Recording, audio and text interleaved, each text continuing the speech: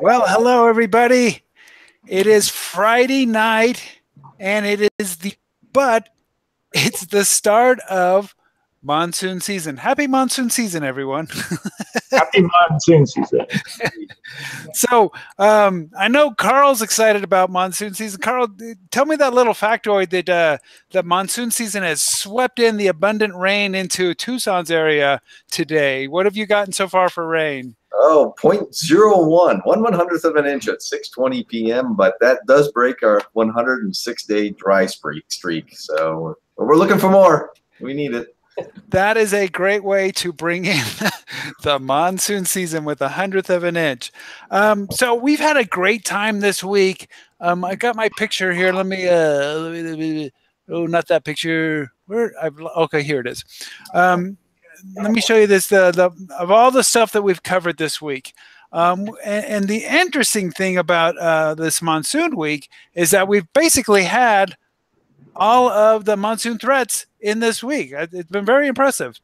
And but basically, we started on Monday. We talked about heat. On Tuesday, we talked about downburst winds and blowing dust. Wednesday, we talked about lightning. And yesterday, we talked about flash flooding. So that was everything that we had this week. Those are most of the big threats. We didn't even touch on things like fire weather and the associated kind of threats that we have with those different threats, because we've had fire weather, we talked about flash flooding associated with the burn scars that I know that Albuquerque and we have in El Paso's area of responsibility. We have a big concern with that right now.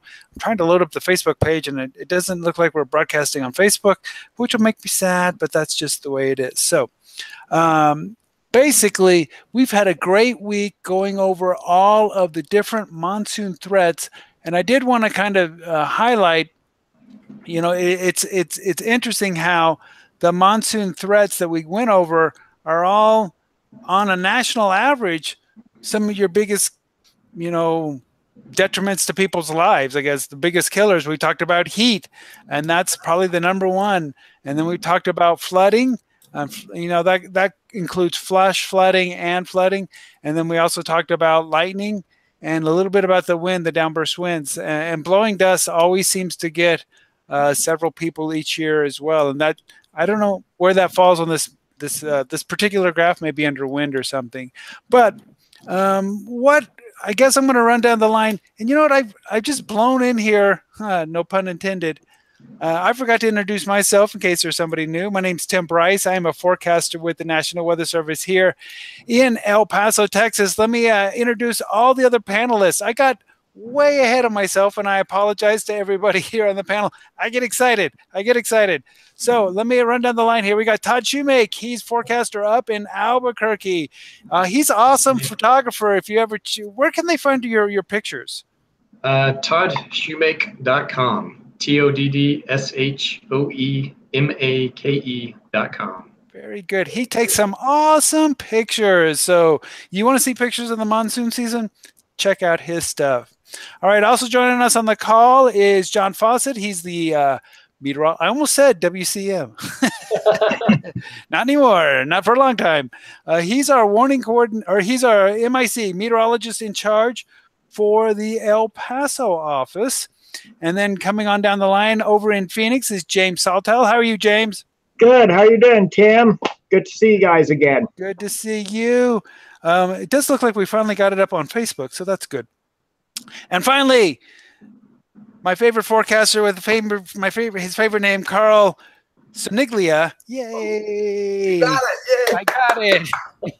I won't tell you how I had to write it down to get it to say it right, but that doesn't matter as long as I said it right. All right. Carl, thank you also for joining us. He's a forecaster over in Tucson. We did finally get it up on Facebook and going, so that's great.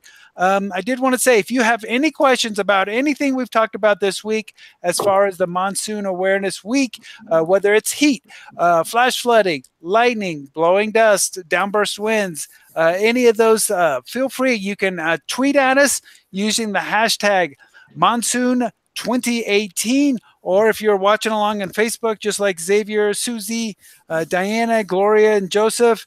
Even Donna Sanchez is watching. She's a former EM in Sierra County. So quite a group watching just on Facebook as well. So if you want to ask a question on Facebook or on via Twitter with our hashtag, I'd be more than happy. The whole panel would be more than happy to answer any of your questions. So let me run on down the line because we covered a lot this week. And Todd, I know nobody here was on for every call, but what was one of the highlights that you, as you saw things floating by on Twitter or on different Facebook posts from the different offices, what was one of the takeaways you took from this week of Monsoon Awareness Week? Well, I think one of the takeaways that I have is just that the public generally is interested in weather. And then two, they're also generally interested in public safety. And so that makes me very happy as a meteorologist. I mean, we talk about these weather hazards, and sometimes you're wondering, is anybody listening to us? Is anybody taking this message seriously? So it's great to get some feedback and hear that people are enthusiastic about the weather, but at the same time, they know there are hazards. And so that's what I like to hear. It's true. And we're going to get into that a little bit here because all the monsoon threats that we talk about are, I'm not going to say they're all the time, every time preventable, but almost all of the time you can prevent being impacted by these in a serious way. We're all impacted in a little way, but in a serious, kind of life-threatening way. You can take actions to protect yourself from flash flooding, from heat, from lightning, even from the blowing dust. We went over extensively all the blowing dust safety, the driving safety that's associated with blowing dust. So it's great that people are paying attention. It's great that people are getting themselves educated, and that's how it all starts. And as we saw, like we were talking about on the trend for lightning fatalities, there's been a definite downturn in the number of lightning fatalities we've seen over the last few years, and that's great because people are taking lightning a little more seriously. When they hear the thunder roars, they go indoors. They're remembering their safety tips that, it's safe in a car, it's safe in a building, things like that. So just like Todd said, it's very good that people are interested in this and they're taking proactive measures to kind of protect themselves and their families. John, what was one takeaway you had for this week? Well, I really appreciate the way all the offices in the Southwest are on board with this type of thing. It's and you hear the subtle differences from office area to office area, but it's all generally the same. One thing I did hear, not during these hangouts, but on the street, people are still calling thunderstorms monsoons. And that's not the case. The monsoon is a pattern that facilitates these thunderstorms, brings the moisture in. But, I don't know if we're ever going to totally get over that. And, monsoon season doesn't mean the monsoon begins June 15th. Mm-hmm. And yet this year might be one of those times, little bit of cheating from tropical moisture input from a dying hurricane. But, hey, we'll take it. We will. And like you said, we talked about former tropical hurricane or former Hurricane Bud. This Bud's for you, I guess, for the Southwest. But in this case, how it's so early in the season. On the couple of the calls before, a couple of the hangouts, we talked about how we cannot remember a tropical system affecting the Southwest this early in the season. It's not unusual for us to get a tropical system, but it's the pattern kind of evolves to where that's much more likely to occur sometime in like September. But it's kind of unusual. I'd say between all of us, we could not remember this happening this early in the year. So we will take, matter of fact, let me, I got the radar up for the area of the Southwest, and you can see some of that moisture working its way in now as we speak.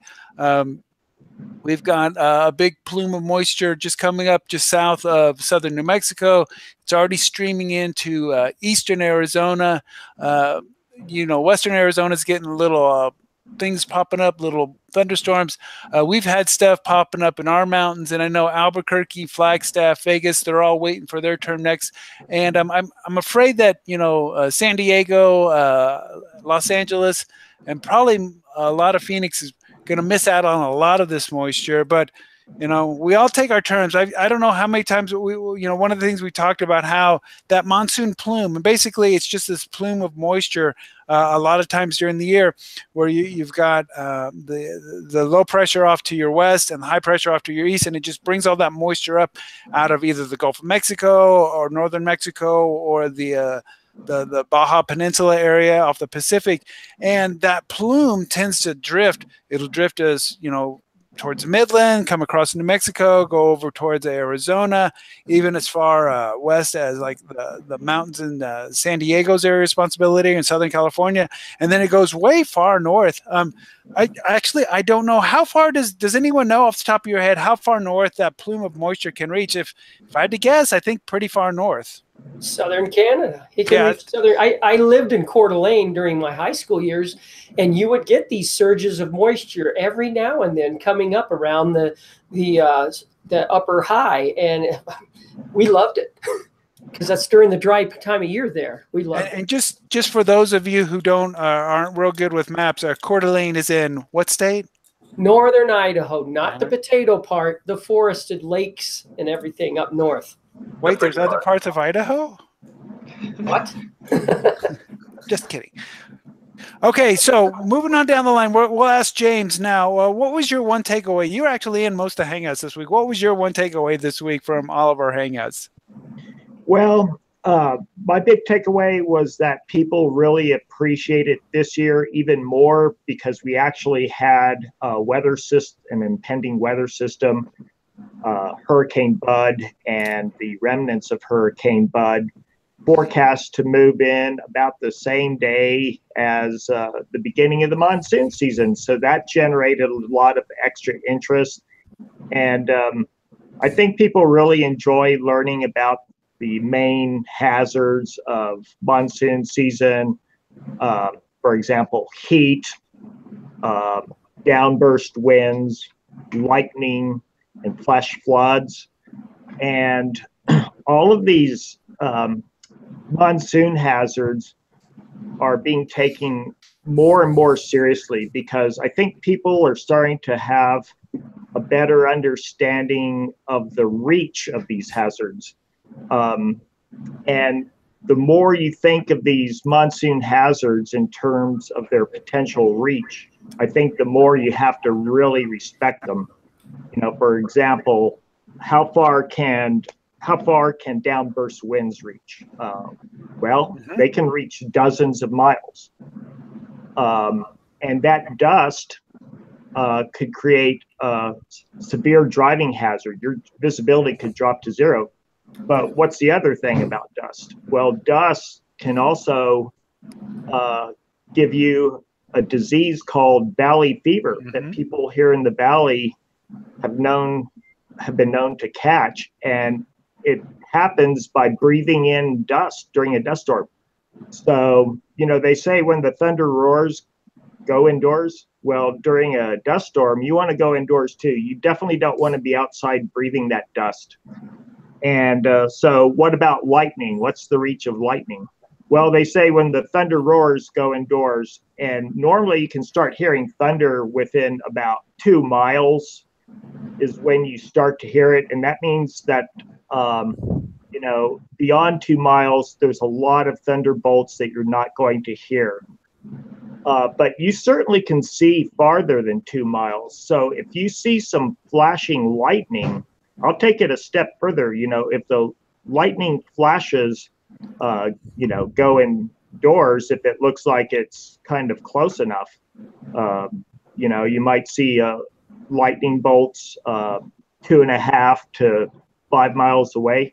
You might want to get indoors because how far can lightning reach? Well, lightning can strike you 5 to 10 miles away.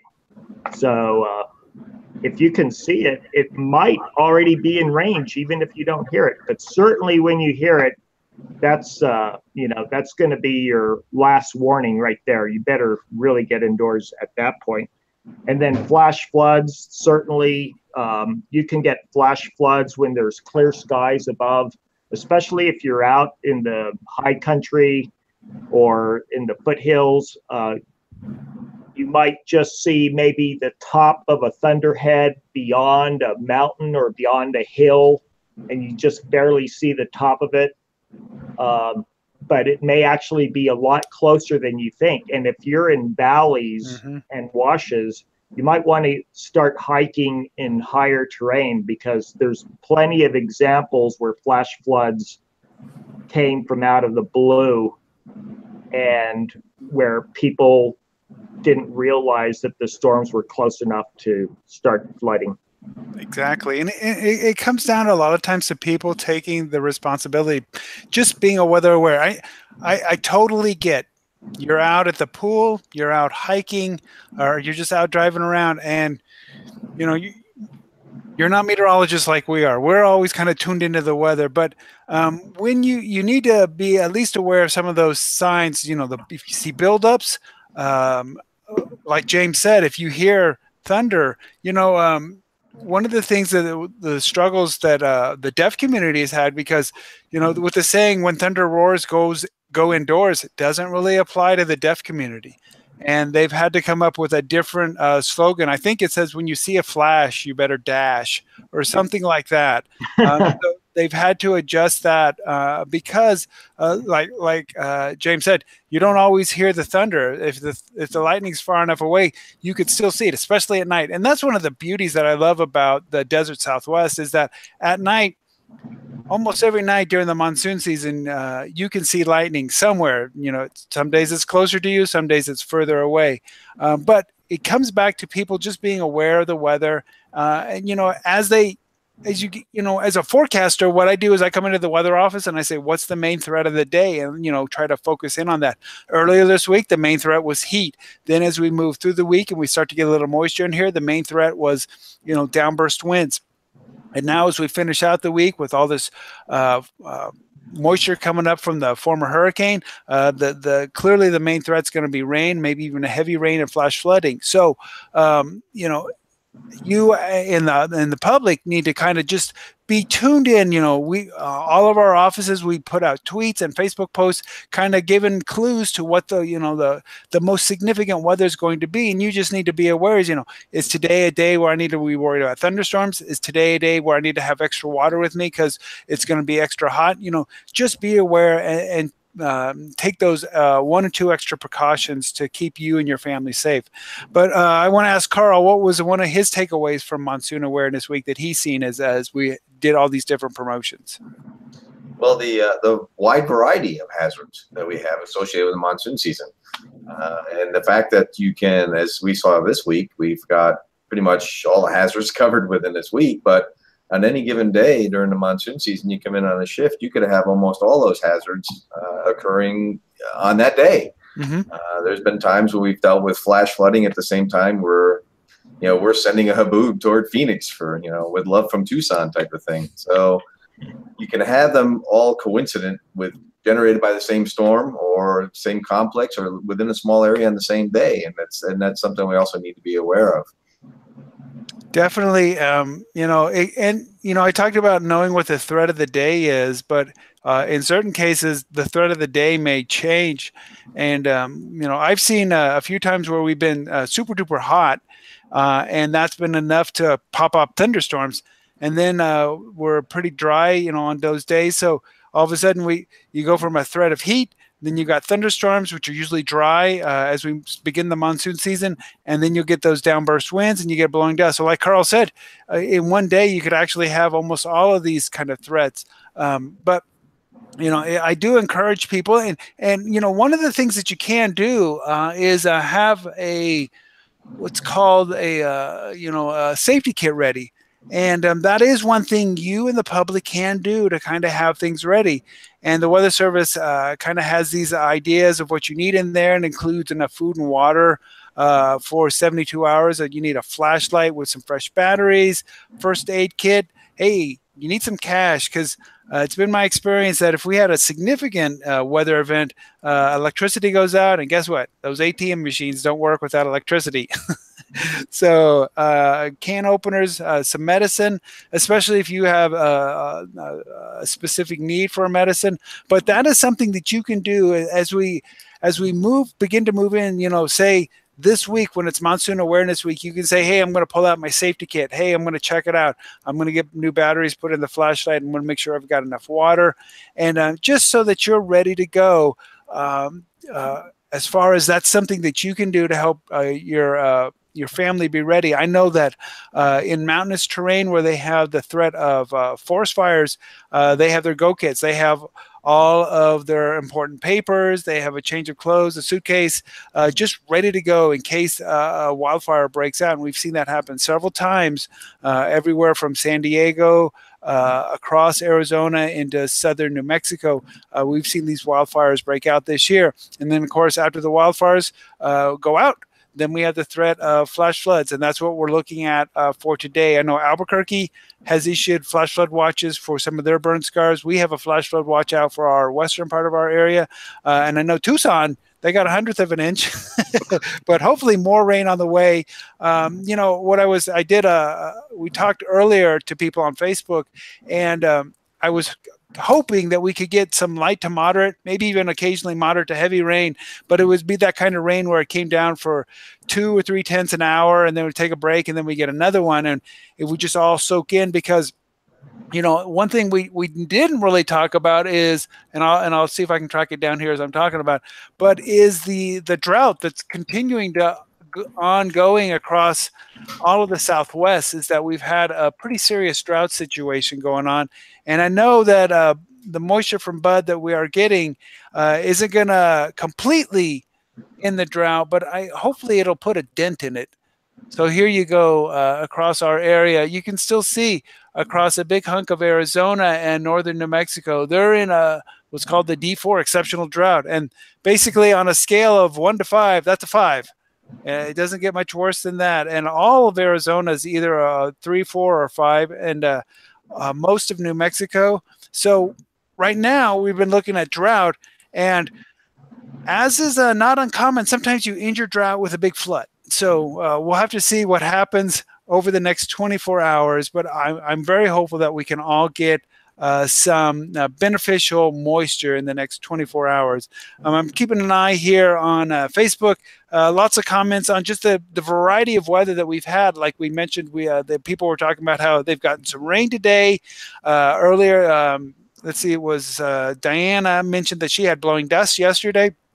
We had lightning, and then earlier in the week, we had heat. So like we said, it was one of these weeks where you needed to be ready for all of those threats. Some weeks it's maybe just thunderstorms. Some weeks it's just heat. But this week, like we said, had it all. Okay, I'm going to go down the line. I want everyone's predictions for this monsoon season.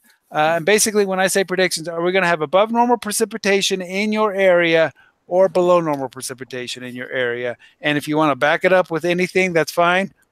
Let me know. Todd, you're up first. Oh boy, put me on the hot seat. I do. Yeah. Well, it's just us kids. Yeah. I'm going with near to below normal, and I'm kind of reminded, as you talked about this year, we've had very prolonged and extensive drought through the past winter and the past spring months.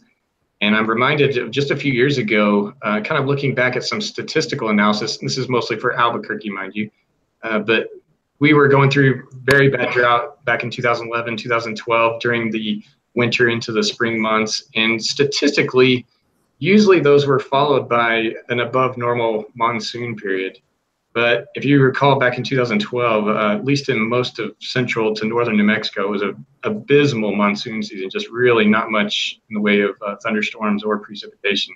So that kind of threw out our whole statistical correlation. So I've learned to not rely on that. And then, the way temperatures have been warming lately, it's hard to look for any climate indicators too. But yeah, what I'm going with is a near to slightly below normal. And I'm going to stop there before I dig myself in a deeper hole. No problem. Mr. John, what do you think is going to happen this monsoon season? Well, just to differ from Todd, which is a favorite game of mine, I'll go to near and slightly above normal. Now, I really don't have anything to hang that on except for out of the Tucson office, an expert was invited and gave a presentation, and he was showing in one model was saying, well, maybe not such a great monsoon. Another one was saying, oh, we're going to have a great monsoon this season. Tim, you're really being mean to us, because the monsoon is very difficult to predict. It's a lot easier to predict cool season patterns like the El Nino that's supposed to kick back in next winter. But the monsoon, it's tough. It's tough. Let me journey on down the line here. Mr. James, what's your best, I won't say guess, but forecast for this coming monsoon season? Well, I agree with John. It's a very difficult thing to guess. So I'll turn to my, as you can see, I have a sealed envelope here. Karnak for all you kids out there. Okay, it's been revealed to me. So for this monsoon season, we're going to actually be looking at above normal precipitations right there, black and white. All right. Good. Very good. There you go. Just frame that and put that on the wall. Okay, Mr. Carl, what do you think? I'm going to have to agree with the leaning toward the above normal side of the equation based on what we've seen from CPC. And as John alluded to there with that resident expert that was here talking about the monsoon season, and also with the warmer water off the Pacific, maybe leaning toward more tropical activity. We're maybe seeing a little bit of a hint of that right now with Bud, but I'm leaning toward hopefully getting toward the end of the monsoon season at least a little bit better than what we have seen of late. So I'm going to go with near to somewhat above normal for the monsoon season. Very good. And last but not least, I will throw in my 2 cents worth. You know what? I was excited because we had it got so warm there at the beginning of towards the end of May. And that's one of the things that we need to get a good heat low developed to start to draw in that moisture. And I was like, oh, we're getting started early. And then Bud kind of came along and kind of now has messed everything up. But I will also join the majority. So poor Todd, he's out on his own there. But I will go with a near normal to above normal monsoon season. Basically, I've seen the same kind of trends that the CDC has seen. Not CDC. What am I thinking? Is it CDC? Yeah, Climate Prediction Center. CPC. See, I was going with there are good friends over at the disease center. So sorry about that. The Climate Prediction Center. Well, they have been kind of signaling at a better than average monsoon season, and it's also one of the challenges as a forecaster. It's real easy to let influence what's happening right now kind of shadow or shade your forecast going forward. So we've got a lot of monsoon and tropical moisture coming in right now. I think it's going to be this way the whole time. No. It would seem like that, but we know that that's not going to be the case. And that is some of the challenges that we do have with the monsoon season, is that it like I mentioned before, that monsoon plume wavers back and forth.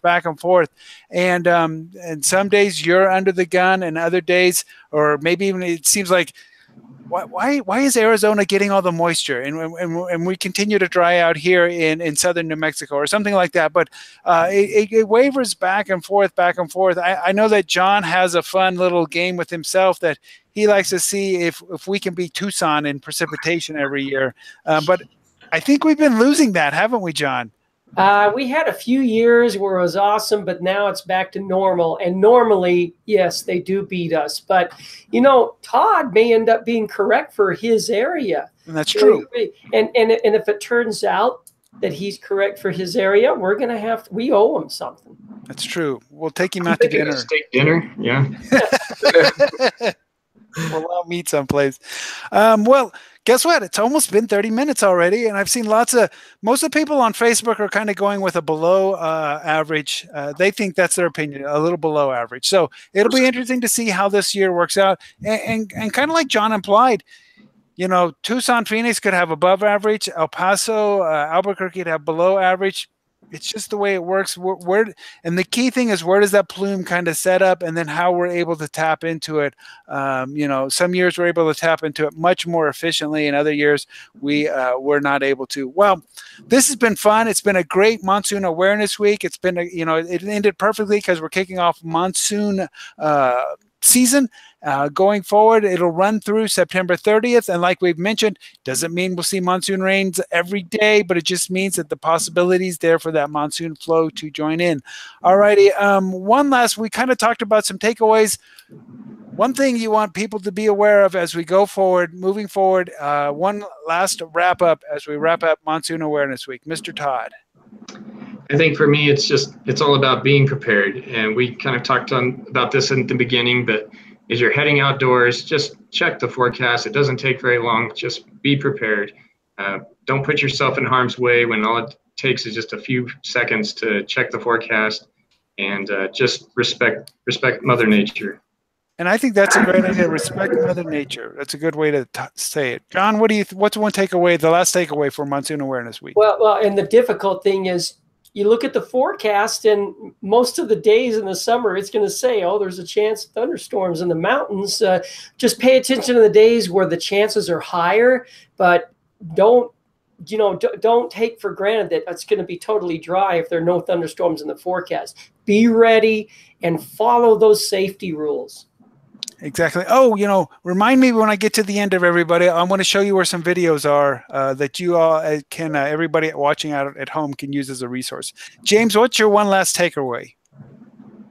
Well, at the end of the day, it's all about safety, because the sun never sets on safety. So keep safety as, number one.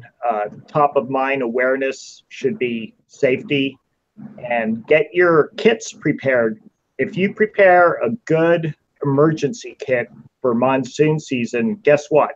You'll actually be able to use that monsoon emergency kit all year long, because if you're prepared for monsoon hazards and emergencies, that kit will be useful to you in the fall, the winter, the spring, and you might even be inspired to go ahead and build a safety kit for your car that's sort of like a miniaturized cartoon version of the one that you have in your house. Mm-hmm. You could set one up for your car too, and put it in a little duffel bag or a little backpack, and just put it in your trunk or in your back seat, and you'll always be ready.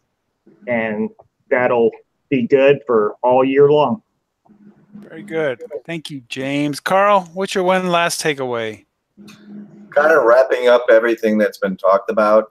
Basically, you're your own safety officer in reality. So, and as such, you need to be aware of what the weather forecast is. You need to be aware of your surroundings, and to anticipate that, yes, in monsoon season, we have all these hazards, and they can happen at any time.